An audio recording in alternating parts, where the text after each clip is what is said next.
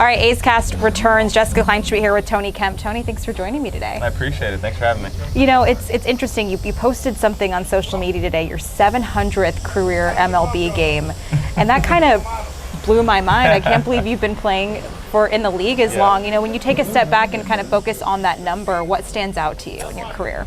Yeah, well, you know, I feel like I've been super blessed to just never be on the injured list, whether that be in the minor leagues or in the major leagues. So just always trying to stay healthy, eat right, always be in the gym, doing the things that I need to do to be on the field. And, you know, I think just being resilient, perseverance of being sent up and down, and, you know, just being able to tell these guys, like, just because you get sent down, that's not the end of your journey. Everybody's got a different path, and just sticking with it, staying on the saddle. The perseverance thing is definitely something that I've witnessed. You know, you struggled in your first half and kind of figured some stuff out around the All-Star break, kind of repetitive to what you did last season. But during that time while you were struggling at the plate, those numbers weren't characterized of what you're able to produce. You're still offering advice to the young guys. How do you manage to do that when you're kind of struggling yourself?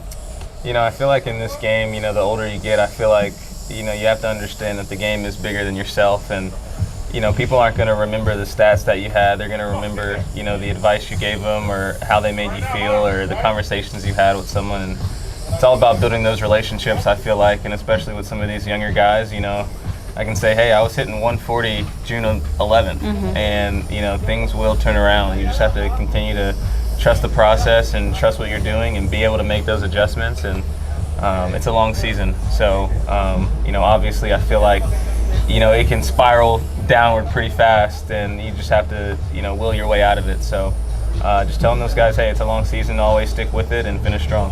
When did you learn that yourself? Because your career obviously began before the professional level. You're a Vandy guy. When did you adopt that mentality?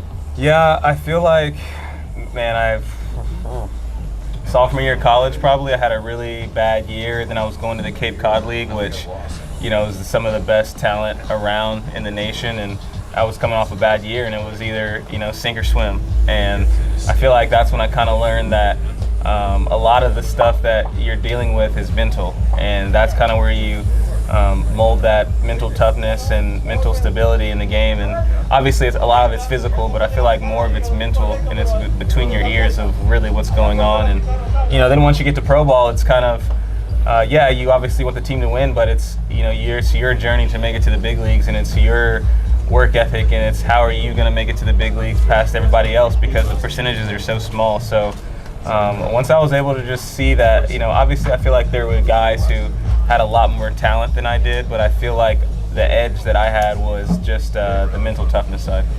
And with all those games, that means many seasons, and you've seen different eras of the game too. What's the biggest difference you've noticed? It's 2023 when you got your start. Just the game itself, how much has it changed? Yeah, I feel like the game's changed so much now. You know, the younger guys who are coming up are, you know, can hit the ball a mile, and they can run faster, throw harder. I mean, you're seeing all these guys throw across the diamond at almost 100 miles an hour, and you know, the kids are bigger, and I feel like, you know, when I was coming up, they weren't as big as they were, and they weren't throwing as hard as they were. And, you know, obviously, yes, the dimensions on the field are still the same, but the game has definitely changed. You're going to be a dad for the second time. I believe the due date's tomorrow. We're recording this on, is it Tuesday? It's in a couple days, yeah. How's everything going? Ready? Wifey is ready. She is ready for baby number 2. I feel like, you know, she's just, once you get to those last couple weeks, you're just uncomfortable. And yeah, excited to be a family of 4, and I can't believe it's here this fast. I mean, this is obviously on top of, you know, having, you know, a full season, but your family being away from you in Nashville, and, you know, obviously she couldn't fly after a certain point, so we had to make that decision. Was she going to have the kid out here? Was she going to have the kid in Nashville? So there's a lot more that goes into it than just having a kid. So I think we're excited to welcome the newest addition. We still don't know what the baby is, so it's gonna be a cool surprise. That's awesome. And you know, Michelle, I adore her. I look up to her in many ways, and I know you do too in certain aspects. She's kind of the pillar of all the philanthropic work that you're involved with in charities. Tell me about how she's helped you in giving back to the community. Well, obviously, starting with the +1 effect, you know, that's, you know, what started, and then when I was in Houston, it was the Hugs for Homers and getting involved in the community there, and then now we're doing the tree planting. I'm laughing because Chris texted me the other day and he's like, "When are you going to post about the tree planting, the tree planting initiative?" Yeah. I was like, "Sorry, man, I got other things that I'm doing too." Yeah. So those two things, Plus One Effect, Players for the Planet, and then we're doing the Cure Blindness this year. So we're really learning about obviously the people who can't afford surgeries, giving surgeries to people, and so I'm donating $100 for every walk that I get to for cataract surgeries for people across the seas, so they can obviously afford to have their eyes fixed. And Michelle doesn't have the greatest eyes either, so that's what kind of led me in that direction of sometimes we take for granted our eyesight. We wake up, we can see, and it's not so simple for the people who have trouble seeing.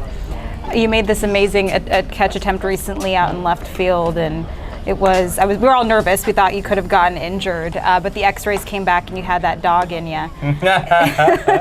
But you spoke about it on post game, saying this could be the last few weeks with the Oakland A's, and you've been around here for a long time. It's kind of a rarity to wear the green and gold for as long as you have. Yeah. And you said you want to make sure that you're remembered for laying out and giving it your all.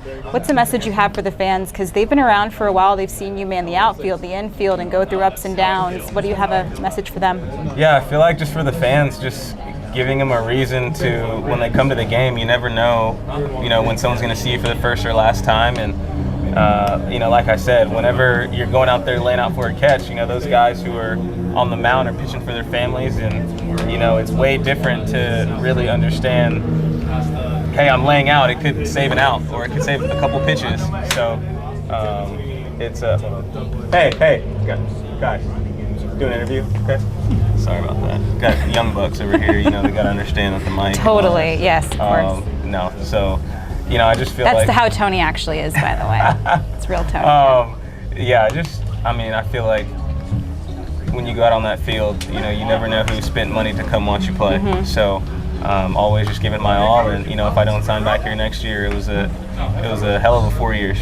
And what's interesting is I'll ask about anything that you've done at the plate or anything you do out in the field, and it's always bigger for you, because you mentioned that before. We talked about when Kotze got ejected that one game, and you managed to say you don't know who paid for a ticket here. So it's always more than just a play, and that's something that I've noticed about you. It's so much bigger than just answering the question, which is beautiful. Right, yeah. It is. I just think,